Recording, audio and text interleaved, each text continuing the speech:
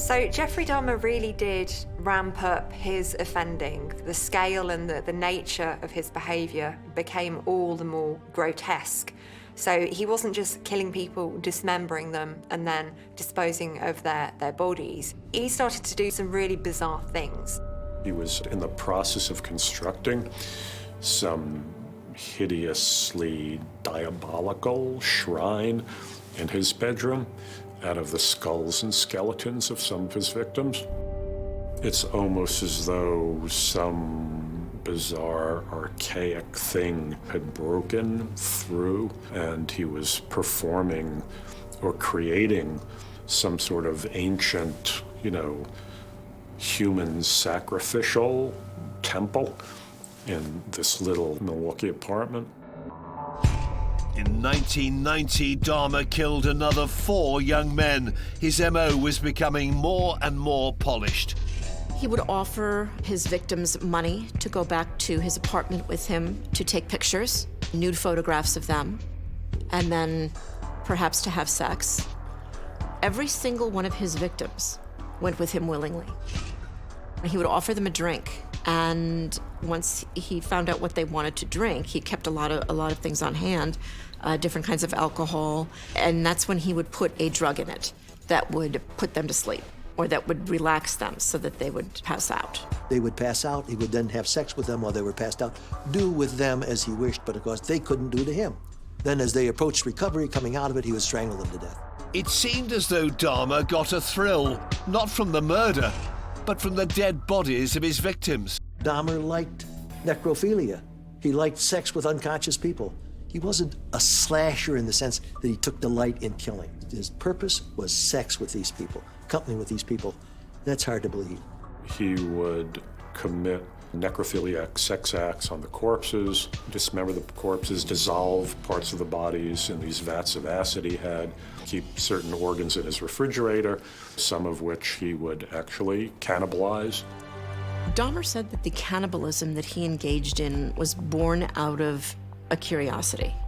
He wanted to find out, first of all, what that would be like. He also said that there was an element of wanting to make these people a part of him, so they would be with him forever. Dahmer, from the beginning, was driven by this terror of being alone. He said he killed his first victim, Stephen Hicks, when Hicks said he had to go, and Dahmer didn't want to be alone. There's some desire, which is part of normal sexuality. You love somebody, somebody will say, oh, I love you so much, I want to eat you up. With normal people, that's obviously metaphorical, but it does express some desire to be so close to the person that you want to incorporate them into, you want to merge with them. With somebody like Dahmer, that becomes this very literal horror. And the horror only became worse when Dahmer began experimenting with his semi-conscious victims. He would drill holes in their skulls and put muriatic acid inside to see if he could get them to a zombie state so that he could keep them alive and subservient to him. It's essentially an amateur version of attempting to perform a lobectomy or a lobotomy, but it would be an incredibly unpleasant and damaging thing to do to someone's brain. If you affect the frontal lobes, you will affect personality, potentially make somebody docile. If he's less accurate, you could essentially cause a stroke that could cause paralysis, speech problems. It really very much depends on which part of the brain is actually damaged. But, of course, that didn't work, and his victims died one after another. Hearing about that is the stuff of horror movies. And the fact that it was happening in a city where we were known for manufacturing and beer and a very good Midwestern work ethic, tight families, this isn't the kind of thing that happens here. In May 1991, 31-year-old Jeffrey Dahmer was in his killing prime. He'd already murdered 11 men and had begun collecting bones and skulls from his victims and cannibalizing their organs. What would have been a nightmare for most was a fantasy for him. and he carefully went about his killings under the radar of the police and the people of Milwaukee. Jeffrey Dahmer had a job in a local chocolate factory, and I think for him it enabled him to maintain a facade of normality. He was just an average Joe, a regular guy who went to work every day. I think he killed so many people without being caught because of the fact that he looked like everyone else. He did what successful serial killers do. He blended. They blend in with society. Now, he was a Caucasian male living in a predominantly African-American neighborhood, but he didn't talk to anybody. He didn't bother anybody. He was barely someone people noticed. Barely noticed. He also was targeting people who, he found out, might not be missed. For most people, if they were to commit the type of acts that Jeffrey Dahmer did, they would no way be able to function normally. But Jeffrey Dahmer was not most people. He hasn't got the same level of repulsion and shock at dead bodies or mutilated bodies that most of us have.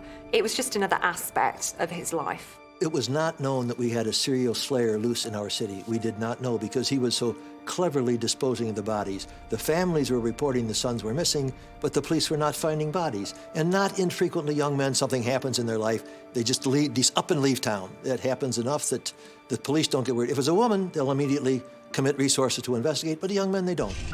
But on May the 26th, 1991, Dahmer came agonizingly close to capture after an encounter with a 14-year-old boy.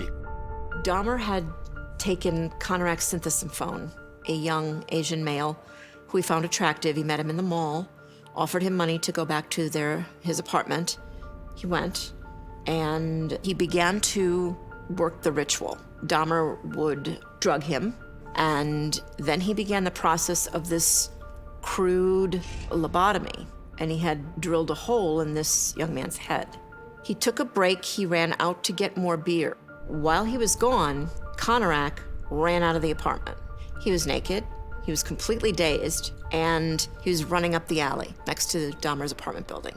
A woman in another apartment building saw him running up the alley and said, "There's a boy running up the alley, something's going on," and then these women called the police. And then Dahmer appeared, and again, this is another remarkable characteristic of these psychopaths, is that they have an ability to maintain, a kind of coolness under the most extraordinarily high-pressured circumstances. So he walked up to the officers, "Good evening, officers." He's very polite, he's sober, and he said, "This is my boyfriend. He came to stay with me.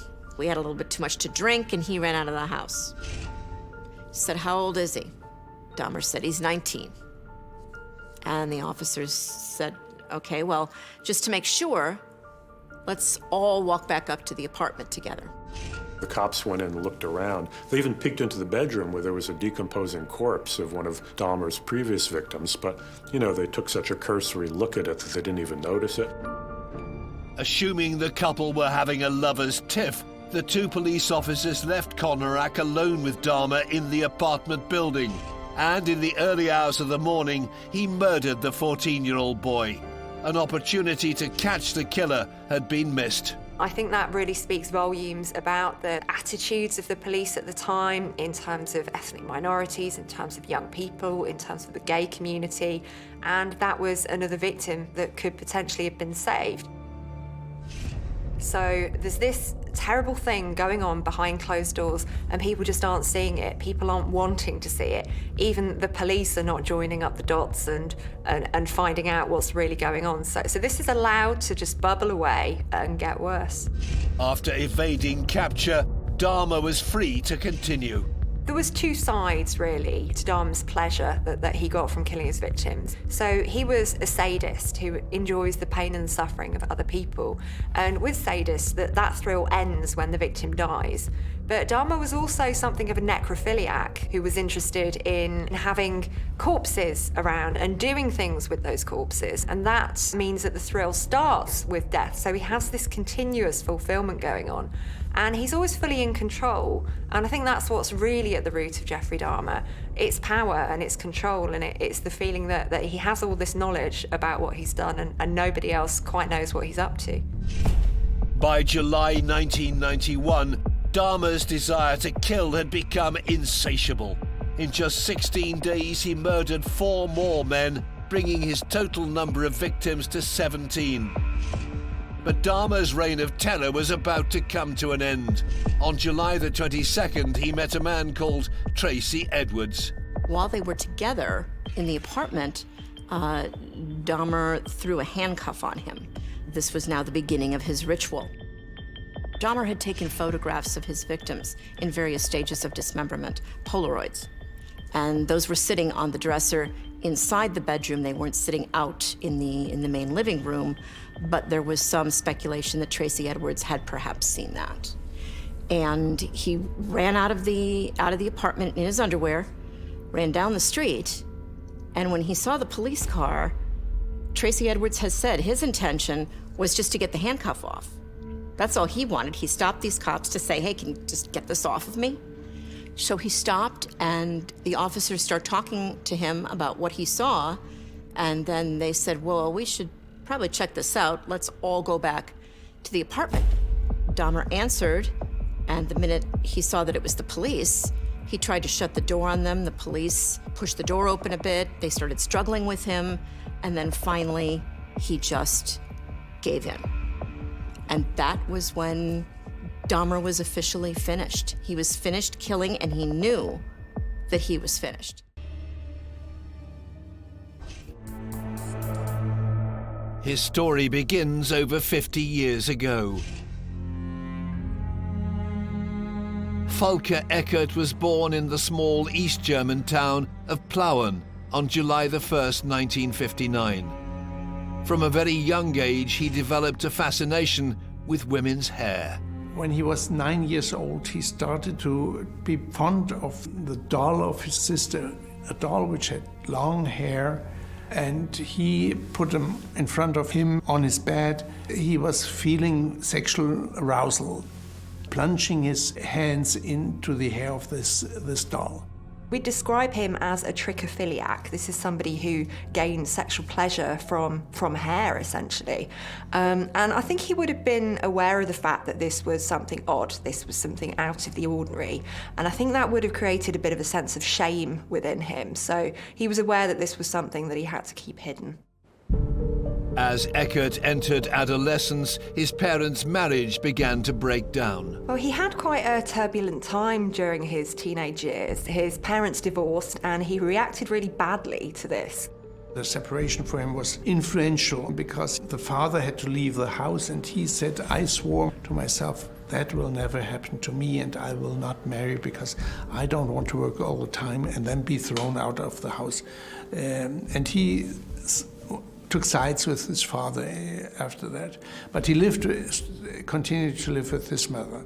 He went off the rails, and one incident involved taking his parents' car and going off on a bit of a joyride. And then he returned home, and he was in a lot of trouble for that. And it wasn't too long after that incident that he actually went and physically attacked and killed one of his classmates. In 1974, aged just 14, Eckert experienced taking a life for the very first time. But it wasn't until his arrest in November 2006, over 3 decades later, that anyone knew about it. Volker Eckert confessed to killing a classmate and to disguising her murder as a suicide. And that crime was not solved for years, or for almost 32 years.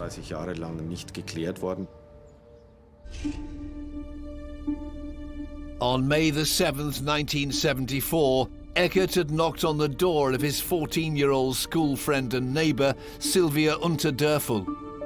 Realizing her parents weren't home, he took the opportunity of living out the fantasy he'd dreamed of since playing with his sister's doll as a child. And then he thought, well, I have to do it with a real girl. And he, of course, like many fetishists, they realize they won't do it voluntarily with me. So I have to force them. She was somebody who had very long, very beautiful hair, and he developed a real fixation, a real obsession with her hair. And he went to where she lived, her home, and basically wormed his way in. First, this girl only played a role in his fantasy as a victim. But the point came when this fantasy wasn't enough anymore. He wanted to do it. He wanted to stroke her and then kill her. Und dann auch töten. He started right away after she let him in, closed the door, and he started getting at her throat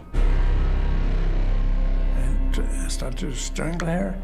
And when she was unconscious, he plunged his hands into her hair. Even as a teenager, Eckert had the sophistication to try and disguise the murder. He strangled her with a clothesline, but he was quite cunning because he thought he needs to cover this up. So what he did is attach the end of the clothesline to a door handle to make it look as if she'd killed herself. It is physically possible to hang yourself from a doorknob.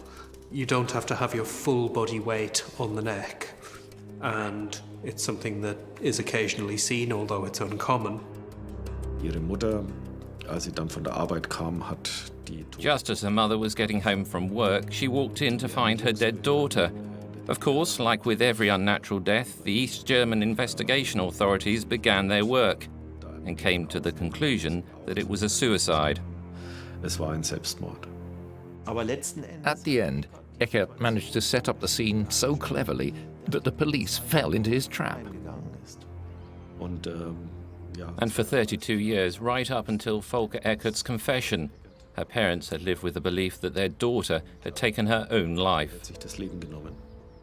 When 47-year-old truck driver Volker Eckert was apprehended on the 17th of November 2006, the police had no idea of the extent of his history of murder.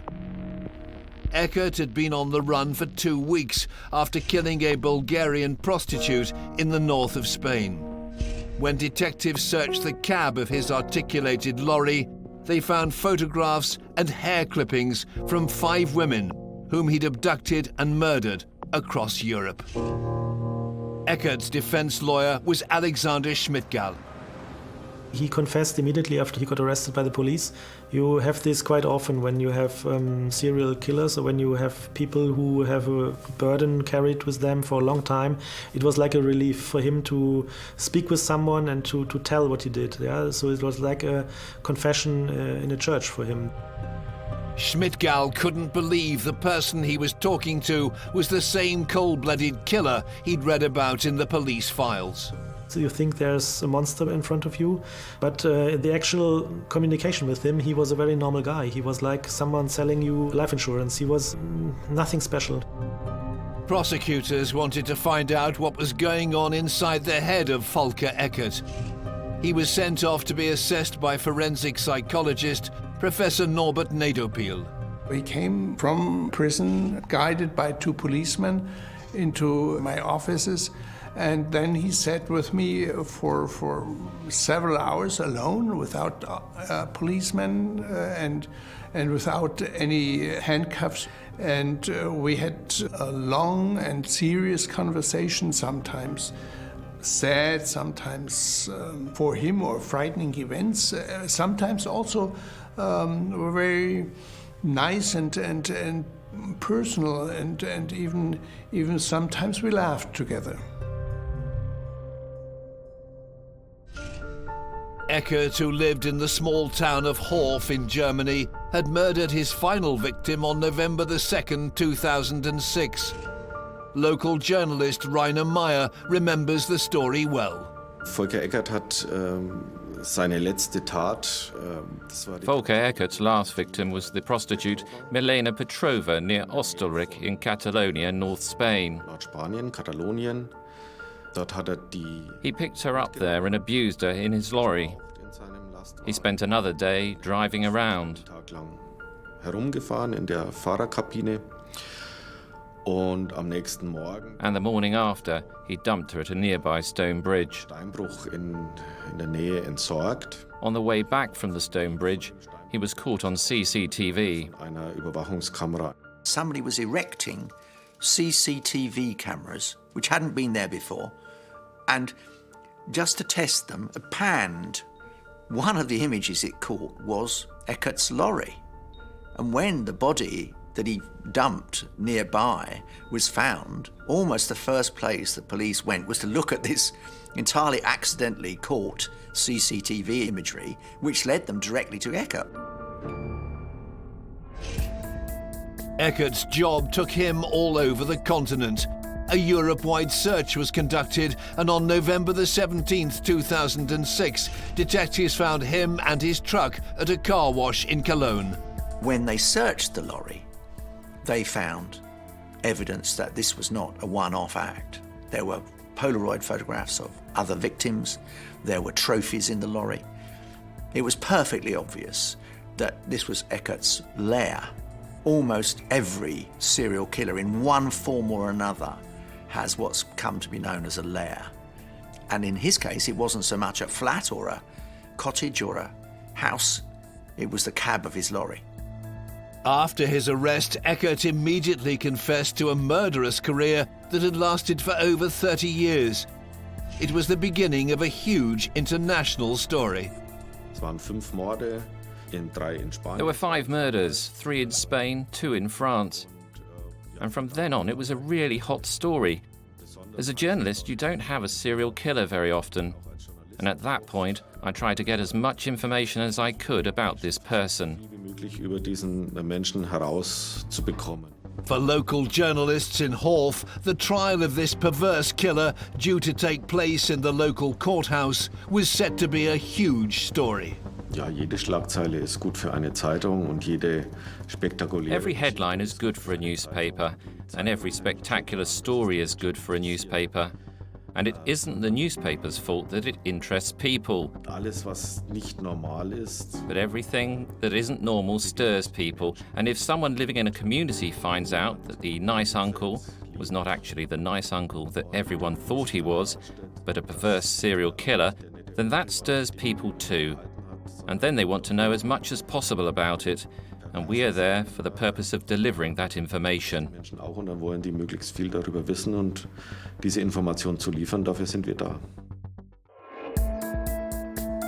While waiting for his trial in custody, Eckert had lost the support of his family.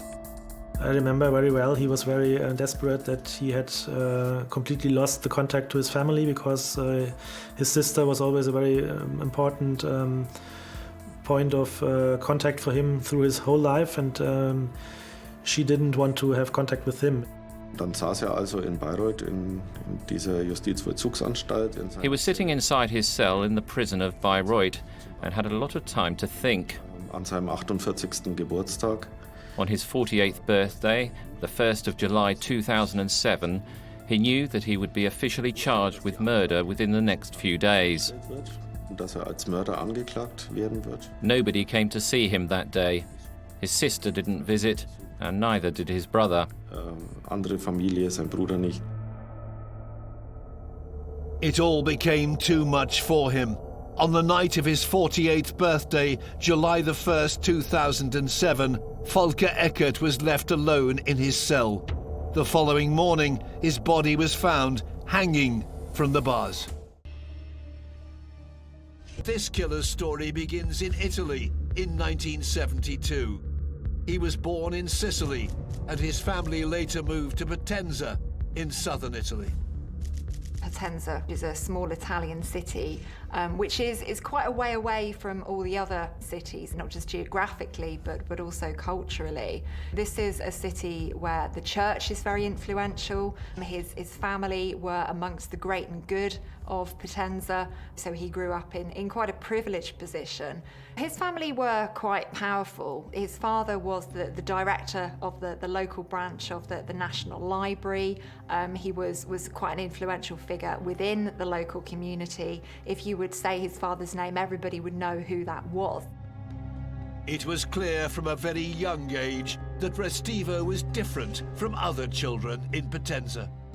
Well, Restivo, as a child, he had glasses, he was quite podgy. He's the kind of boy who would have been the target for bullies at school. He was the kind of boy who would never really fit in with his peers. But I think in those early days, he got a sense that I'm an outsider, I'm not one of this group, so I'm going to make up my own rules.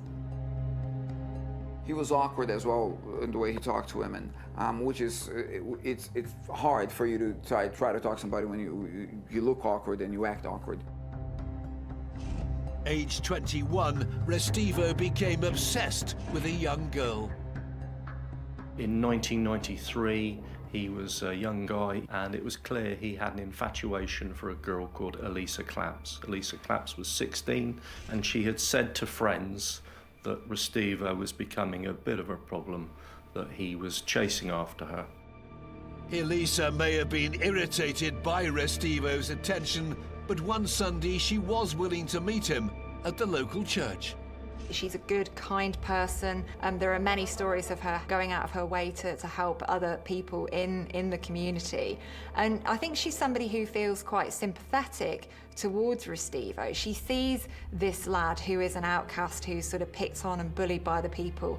And I think she feels a sense of kind of care towards him. So when he asks whether she would come and meet him, she goes along with it because she doesn't for a million years think that his intentions are bad. On a particular Sunday, she had arranged to meet up with him outside of the church in Potenza in order that she could say to him, look, I don't want a relationship with you. I don't want to go out with you, and can you leave me alone? Elisa was seen going to meet Restivo in the church, but that was the last time she was ever seen alive. When Restivo arrives in the UK, he is a very dangerous individual because he's never faced any consequences for his actions. He's in a country where nobody knows his history, nobody can join the dots together. So he really is like a kid in a sweet shop. He's got every opportunity to continue offending, and nobody really knows his background. Restivo met an Italian woman on the internet, and he quickly moved in with her. They lived on a suburban street in Bournemouth. She's an older woman, she has a disability. She's more of a mother figure to him, and she treats him as if he's a son. She looks after him, she cooks his meals. So he's stepping into his well-established role as this child in a different location. Restivo's new home was opposite that of 48-year-old seamstress Heather Barnett. Just 6 months after moving in on the 6th of November 2002, he went to visit Heather. He claimed he wanted her to do some work for him.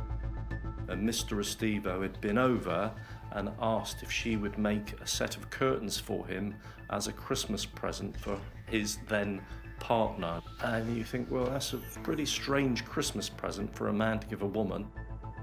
Restivo had been discussing the work with Heather. However, Restivo wasn't interested in curtains.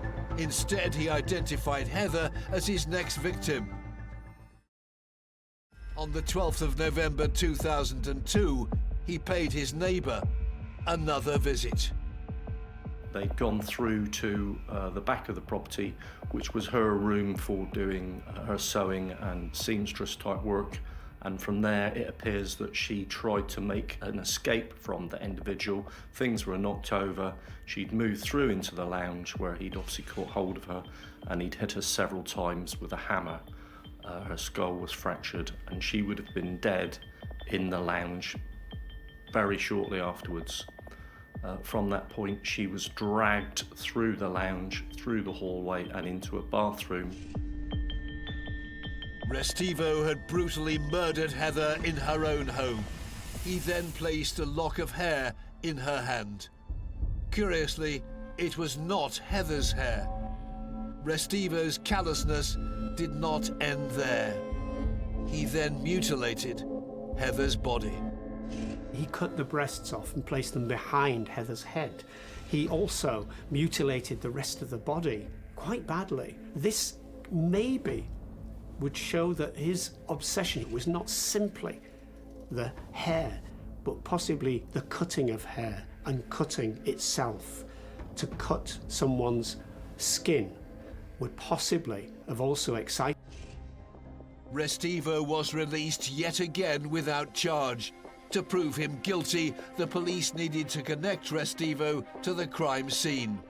Their hopes rested on the green towel with blood splatters that was found in Heather's hallway the day she was murdered. But to make the case against Restivo, they had a major hurdle to overcome.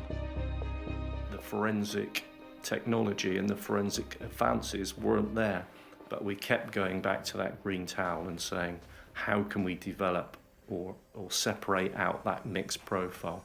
And it did take a number of years before forensic science advanced, and we were able to do that.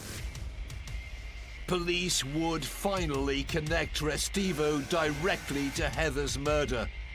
But it would take the discovery of a body in Italy to bring this murderer to justice. What lies behind Restivo's motivation to kill and mutilate women is a sense of power. So he does so in the most extreme way, in killing them and mutilating them and using their hair as something that he has that's part of them. Police in Dorset had already found a connection between Restivo and several cases of women having had their hair cut off by a stranger in public. But it was a murder in Bournemouth in November of 2002 that was their primary focus.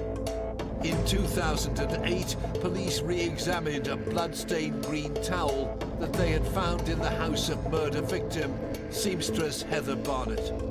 Critically, the towel had two different types of DNA on it. It took some years for DNA analysis to progress to the stage where the material on the green towel, which we said Restivo had left at Heather Barnett's address, could be analysed and produce a profile which could be put forward as evidence. Then in 2008, we find that magic solution, and it's that final bit of that jigsaw where scientists say, look, we can now separate out those two bits of DNA. We can now separate Heather's out, and we can identify whose DNA that is. And that DNA, that separated out from that towel, belongs to Danilo Restivo. Finally, the investigators felt they had enough evidence to charge Restivo with the murder of Heather Barnett. To make certain, they also needed to tie Restivo to the murder of 16-year-old Elisa Claps back in Italy in 1993. But with no body found, all they had were their suspicions. Elisa was still classed as a missing person. Then, in March of 2010, a remarkable discovery was made that would seal the case and Restivo's fate. At the stage when Restivo was first charged, Elisa Clapp's body had not in fact been found, and so we proceeded purely on the UK evidence. However, on the 17th of March 2010, Elisa's body was discovered in the loft in the church in Potenza, where it had been since she disappeared on the 12th of September 1993. When Elisa's body was found in the church that Danilo and Elisa had met outside of and had been in, it was decided that myself and another officer would immediately fly over to Italy to try and work with the Italian police, because we wanted to look at the similarities between the murder scene of Elisa and our murder scene, because as far as we were concerned, Danilo Restivo had murdered both individuals. We were allowed to go down to Salerno, which is the main city near Potenza. We were allowed to see the videos and we were allowed to speak to some of the scientists, and lo and behold, there were things like hair in Elisa's hand, the same as there were in Heather's case, and it started to make a bit more sense. So Restivo's signature is quite evident in both cases. So both of the women have hair in their hands. Both of them have their trousers pulled down. So this is quite a distinct thing in itself. Here is a case where the offender has spent time with both of these victims. But the crucial difference for me is that whilst Elisa's body was hidden, Heather's body was displayed. He got to the point in his offending here where he's saying, hey, look at me. So this is somebody who's evolved over time, and it's really, really concerning. This is somebody who's not going to stop unless they're caught. The UK police could not charge Restivo in relation to the murder of Elisa Claps, as the crime was committed in Italy and so out of their territory. But connecting Restivo to the murder of Elisa solidified their case in regard to the murder of Heather Barnett. Even though he'd never been tried in Italy for that crime, we adduced all the evidence in relation to Elisa Claps' murder in order to prove him guilty of Heather Barnett's murder. Finally, in May 2011, Denilo Restivo went to court, charged with the murder